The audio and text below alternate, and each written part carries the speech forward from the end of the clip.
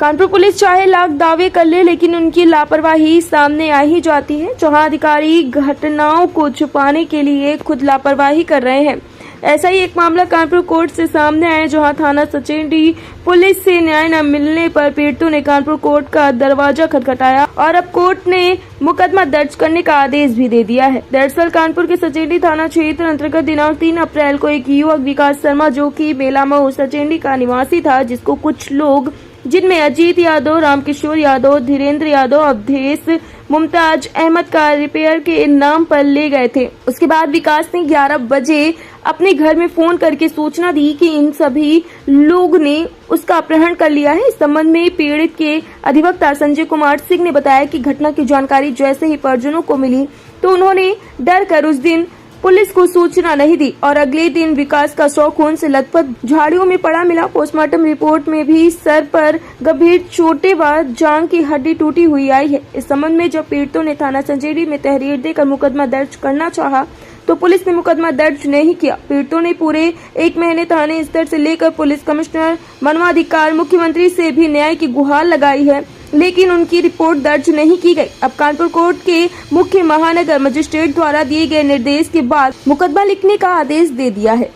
Today India live news से पंकज अवस्थी की खास रिपोर्ट। कुमार सिंह एडवोकेट, कानपुर फौजदारी का एडवोकेट हूँ। ये मामला बहुत ही गंभीर प्रकृति का है। बेलामऊ सचेंडी थाना का है। 3 अप्रैल 2024 को विकास शर्मा, जो कि इनका बेटा है, उसको घर से उठाया गया।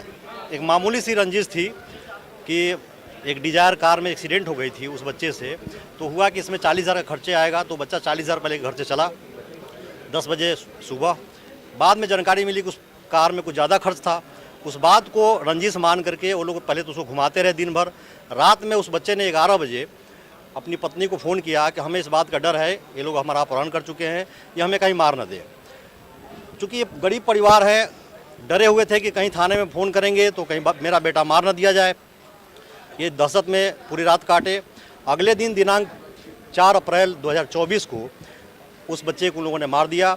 उसी में से एक लड़का अजीत यादव, वो इनके घर पर आया और कहा कि विकास हमारे साथ तो गया था, लेकिन वो कहाँ है, हम लोग को नहीं मिल रहा है। तो ये लोग चूँकि रात में आशंकित थे, डरे हुए थे, वो उसके साथ गए। जब साथ गए तो इनके मकान से 700 मीटर की दूरी पर उसकी लाश बरामद हुई। सबसे बड़ी बात यह है कि पहले तो वो घुमाते रहे, रंजिश मामूली थी, अपहरण करके उसकी हत्या की गई। 35 दिन तक ये लोग थाना सचेंडी में बार बार जाते रहे अपनी एफआईआर को लेकर के। पोस्टमार्टम हुआ, सब कुछ हुआ, लेकिन इनकी एफआईआर नहीं लिखी गई। सबसे बड़ी दुख की बात यह है कि जो थाना सचेंडी में उस समय थानाध्यक्ष थे, वो कोई 2 स्टार और 3 स्टार नहीं थे। वहाँ पर अमोल मुरकुट, जो कि आईपीएस अधिकारी थे इंचार्ज, और एक आईपीएस अधिकारी इस घटना को की गंभीरता को संज्ञान में नहीं लिया। मजबूर होकर के लोग मेरे पास आए। हमने जब इनकी प्रसिद्धिजन्य साक्ष्य को देखा तो एक एडवोकेट होने के नाते मुझे बहुत ही दुख हुआ कि जो उसकी पोस्टमार्टम रिपोर्ट थी उसमें 10 चोटें थी, चोटें सर पर थी और ब्लंट ऑब्जेक्ट था, शरीर में 10 चोटें थी। ऐसा प्रतीत हो रहा था कि बिल्कुल घटना जेन्युइन है, इसकी हत्या की गई है। क्योंकि इस घटना में जो उसकी ब्लडिंग थी वो दीवार पर लगभग 8 फीट तक ब्लडिंग थी, नीचे थी। जो उसकी बॉडी बरामद हुई वो झाड़ी में हुई, और अगर एक्सीडेंट होता तो फिर ब्लड की छींटे गाड़ी में मिलते। तो सुनियोजित तरीके से एक बच्चे का अपहरण करके उसकी हत्या कर दी गई।